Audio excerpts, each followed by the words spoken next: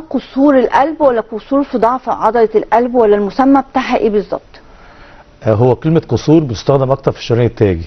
الشريان التاجي يعني نقول قصور في الشريان التاجي قاف صاد واو راء، لان في ناس بعض العوام يعني بيقول لها كسور كاف سين، يعني فراكشر يعني كسر، لكن هي قصور. هي قصور يعني تقصير في وظيفه الشريان التاجي. ده بيستخدم اكتر في الشريان التاجي. هي وقصور في وظائف العضله كلمه صح برضه، لو عضله القلب في قصور فيها بس مش مستخدمه. المستخدم اكتر اللي هو فشل عضله القلب، او ضعف. كلمه فشل بقى يعني بتدي ايحاء مش لطيف قوي طبعا، فبنقول ضعف عضله القلب. يعني العضله ما بتضخش الدم الكافي لبقيه الشرايين واجزاء جسمنا. هو المفروض القلب وظيفته ان هو مضخه. المضخه دي ليها معايير معينه، بتضخ كميه معينه من الدم في الشريان الاورطه اللي هو اكبر شريان في الجسم، يروح للجسم كله، يبدا ان هو يمده بالدم. الدم ده اللي فيه التغذيه والاكسجين اللي بيتم بيه عمليه احتراق، عمليه الاحتراق، عشان الجسم يلاقي الطاقه، او الخلايا كلها تلاقي الطاقه المناسبه اللي هي محتاجاها عشان تقوم بوظيفتها طبيعيه. ده من اول بقى الكلى للكبد للجهاز الهضمي للمخ للرجلين للايد لكل العضلات الجسم لكل الجسم، حيويه الجسم كلها، يعني اجهزه الجسم كلها بمعنى اصح. فهو هنا القلب لو العضله بقت ضعيفه ما يقدرش يقوم بالوظيفه دي بصوره مثاليه. وطبعا ضعف عضله القلب بيبقى درجات، يعني مش لازم ان عضله القلب يبقى ضعفها ساعات العيان ممكن ما يشتكيش من اعراض والعضله ضعيفه، لان في درجات وفي حالات ممكن يبقى فيها اعراض او ممكن ما يبقاش فيها اعراض. ضعف عضله القلب بقى ده العضله نفسها لما بتضعف دي مشكله، وبيعتبر ضعف عضله القلب ده يمكن الوقايه منه في معظم حالاته. يعني في حالات بتبقى وراثيه، وفي حالات تانية يعني حد مولود كده، وفي حالات تانية بتبقى اللي هي غير معلومة السبب، بتبقى معظمها التهابات فيروسية في العضلة بتؤدي في شباب صغير إلى ترهل أو تمدد أو اتساع في عضلة القلب مع ضعف. وده بيبقى نوع الوقاية منه ان احنا ناخد بالنا على نفسنا من اي دور التهابي.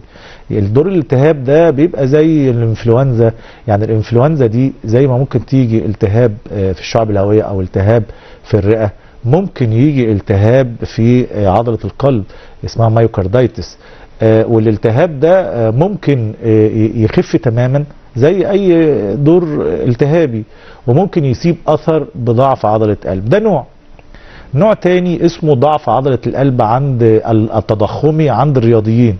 طب خلينا بس نقف عند الالتهابي معلش، وبعد كده نشوف موضوع الرياضيين ديت، عشان هي بتهيألي هي دي يعني المنتشرة اليومين دول. بس عايزين برضو يعني مثلا كتير يقول لك الناس اللي اطفالها بتعاني من اللوز، مرض اللوز كتير وبيجي لهم مش عارفه متكرر ومش عارفه ايه، فلا خلوا بالكم ان ده ممكن برضو يتعب القلب. مظبوط. هو ده بقى اللي بيتعب فعلا عضله القلب، اللي هو زي ما حضرتك بتقول لو في فيروس في بكتيريا معينه دخلت. هو الالتهاب اللوزتين بميكروب السبحي تكراره ممكن يؤدي في بعض الاشخاص او الاطفال اللي هو من سن 5 ل 15 سنه الى حاجه اسمها حمى روماتيزميه. الحمى الروماتيزميه في 50% منها بيجي التهاب فعلا في القلب.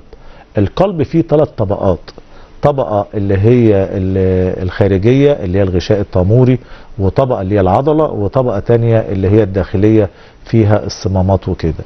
بيجي الالتهاب ده برضو بدرجات، ممكن يعمل أعراض كاملة لفشل عضلة القلب في اللي هي الحالة النشطة، الحالة النشطة للمرض. ولما المرض بيخف بيبقى غالبا بيسيب مرض في الصمامات، اللي هو أشهر مرض لصمامات القلب في مصر هو الحمى الروماتيزميه اللي حضرتك قلت عليها، اللي هي نتيجه اللوز او التهابات اللوز او التهاب الحلق.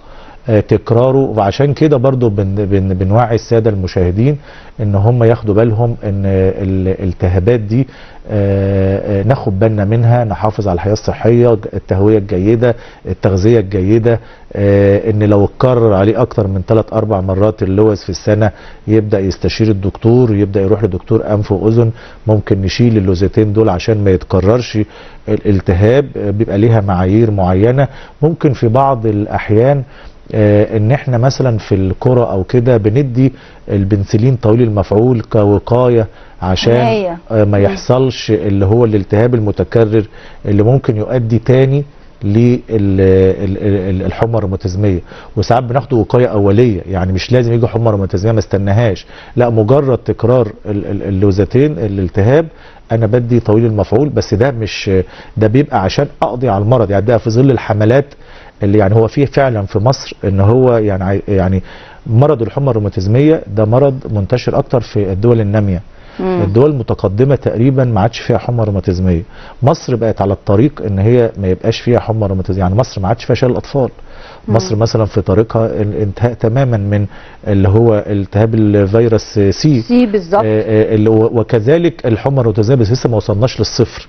بس هو في فعلا مشروع قومي للقضاء على الحمى الروماتيزميه، ان احنا نقدر بالتوعيه، بالاكتشاف المبكر في المدارس، بالبنسلين طويل المفعول زي ما قلت لحضرتك. وبرضو احب كده انوه تنويه بسيط ان البنسلين طويل المفعول عشان يتاخد لازم يتعمل قبله اختبار حساسيه، لان الحساسيه بتاعته بتبقى صعبه جدا. فدي برضو الساده المشاهدين اللي بيشوفونا لازم بالظبط، وبالذات ان احنا مش نسمع عن حاجه معينه او ماده علميه احنا بنقولها نروح للصيدليه طب احنا عايزين ده، احنا سمعنا ده، احنا عندنا الاعراض. لا، ما كل واحد غير التاني وكل واحد اعراضه. بمناسبه بقى الالتهاب، ودي نقطه مهمه برضو، احنا دلوقتي بنشوف نزلات البرد متكرره جدا في الاطفال في المدارس، في حياتنا اليوميه. يا دكتور، تعرضنا لنزلات البرد دي هتقول لك انا جالي في الشهر اكتر من مرتين 3. هو اليومين دول بس خاصة برضه عشان تغير الفصول، ففعلا هو الدور منتشر بين طبعا اكثر الناس اللي مناعتهم قليلة الصغيرين او الكبار قوي. فده طبعا يعني بنحذر من لازم نتغذى كويس، لازم حتى لو في احد الاولاد او الابناء عنده دور التهاب ايا كان بكتيري فيروسي ما يبقاش فيه اختلاط، ما يبقى يروحش المدرسه او لو كبير ما يروحش الشغل عشان ما يعديش زمايله وكده.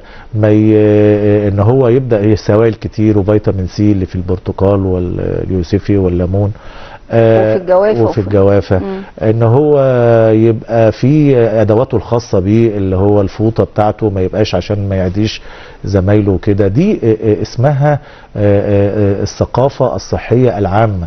والثقافه الصحيه العامه برضو دور البرامج التوعويه الطبيه ان هي دايما تقول وتعيد. كان زمان على الكراسه بيبقى مكتوب ارشادات أيوة غسل الايدين قبل الاكل وبعده، مش عارف غسل الاسنان، غسل مش عارف ايه، المنشفه تقول لك المنشفه من كان مرفوضه ايوه صح. أيوة. فهي الحقيقه دي حاجات مهمه وبسيطه، وهو ده اللي يعني يمكن بيقلل شويه انتقال البكتيريا والفيروسات لينا. طب معانا اتصال يا دكتور احمد من استاذ مصطفى. الو ازيك يا دكتوره؟ ازي حضرتك يا استاذ؟ عامله ايه؟ الحمد لله يا استاذ مصطفى، اتفضل. ازي حضرتك يا دكتور احمد؟ عامل ايه؟ الحمد لله. ازي حضرتك؟ تسلم لي. ممكن بس اسالك سؤال؟ تحت امرك. انا كانت عندي الانيميا 14. ده مش انيميا، دي حلوه. انا كانت عندي انيميا، يعني عملت صوره دم. يعني صوره الدم الهيموجلوبين 14 ده رقم كويس طبيعي. ده ايه يا دكتور؟